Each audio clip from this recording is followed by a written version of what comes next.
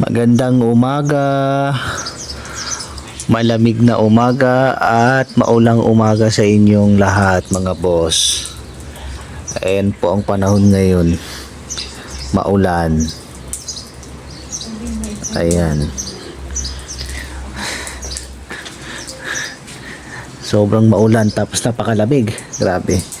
Napakatahimik po ng accommodation namin. Ayan po yung accommodation na provide ng aming employer sa amin. So dito po kami nag-i-stay. Dalawang company po ang nagsahalo-salo dito.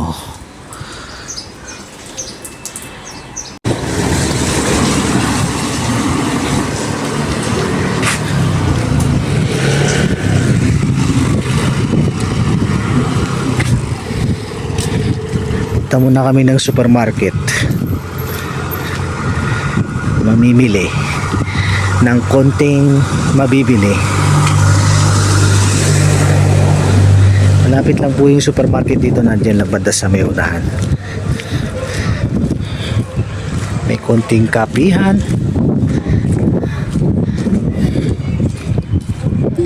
Malamig. Ayan, sabi ni Leo, lagi dyan naman daw sila nagpapasikaso, lagi naman daw may tao dyan. Oo, lagi naman daw may tao dyan eh. Hindi naman, wala. Di, pag ganito daw talagang pag ganito daw talagang winter, wala, bihira daw yun dyan.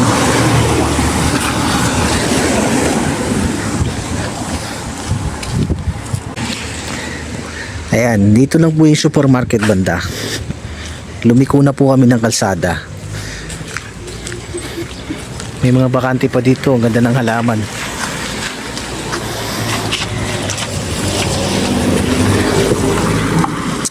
Medyo tagal-tagal pa yung pasok namin mga boss.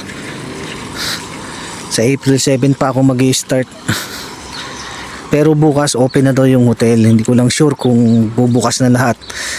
Kasi hindi pa naman pinapabalik ng trabaho yung mga magtatrabaho. So ngayon, tambay-tambay muna kami.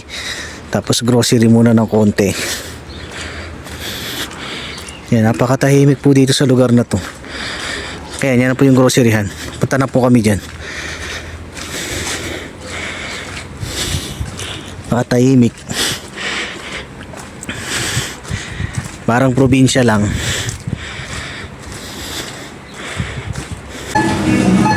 Dito na kami sa groceryhan. Ayan, yung pagkain dito. Dami-dami pong pagkain dito na pwede nyo mabili pag dito kayo mamili. Malaki na mga patatas oh. Grabe. Paano kaya per kilo nito? Dami pang nasaging pa. Tapos ito. Wow. Grabe. Ayan, per kilo po yan. Per kilo po ang isa. Ito, di ko alam kung ano to eh. Pero gulay din ata to.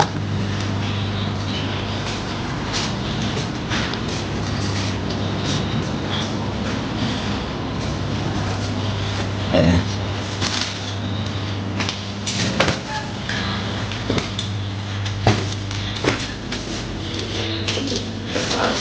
Doon naman po yung ano nila, mga karne. Kung naghahanap kayo ng karne, dito naman yung tubig.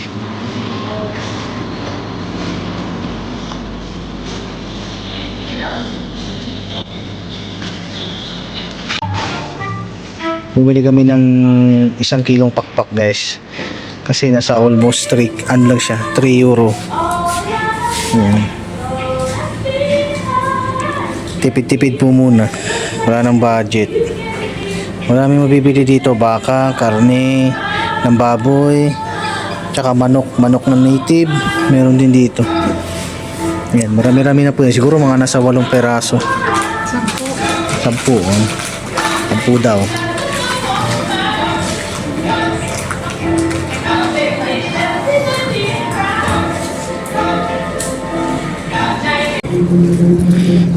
Ito lang yung napamili namin mga boss. Yung mga kailangan lang namin, ting ulam, shampoo, itlog, sibuyas. Pauwi na rin kami. Yan, babalik lang kami dun sa kung saan kami dumaan. Maulan dito, medyo basa. Basa ang kalsada, umulan kagabi, tapos malamig pa. Yung si Haring Araw bihira pang magpakita.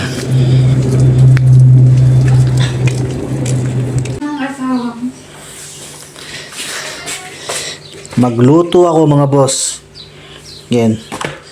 Dito meron kaming lemon. Yan. Tapos meron kaming minilituan. Ayan. Munggo po yan na may pakpak ng pakpak ng dinosaur. Hindi po pakpak po ng ostrich. Ayan. Pinapakuluan na lang po. Yan. Tas dito may kanin kami dito yan. May kanin kami para mamaya. Ayan pa mga pinamili namin kanina. Itlog. Tapos dito yung mga condiments namin. Ito naman po yung mga plato namin. Tsaka kutsara. Ayan. Kita-kits po mamaya pagka naluto. Harap yan. Baka malambot na yung munggo natin mga boss. Lagay na natin tong repolyo. Ayan.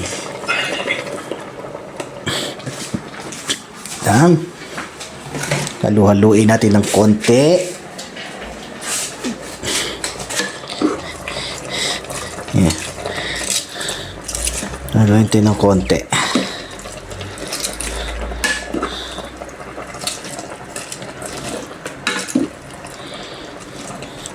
Harap nito mga boss. May munggo. Tapos may repolyo, may gulay. Ayan. Malalambutin lang po natin ng konti yan. Tapos sok na yan.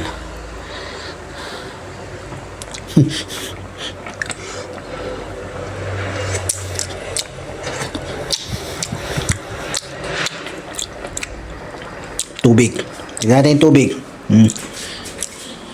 Tubig na lang, tubig. May pupuntahan tayong tropa mga boss. Kanina ko pa hinahanap. Hindi ko siya makita. Naliligaw. Ang ganda na nito. Mrs. Selection Renela. Kasama po yan. Extension lang siya. Maganda na kasi nung dumating kami dito last year, kino-construct pa yan. Hindi pa siya gaanong gawa. Ngayon, halos tapos na. Tapos may ginagawa pang sliding. Medyo paganda na ng konti. Masama panahon. Hanapin ko lang yung kaibigan natin. At hindi ko rin siya makita. Nasa station 5 daw siya.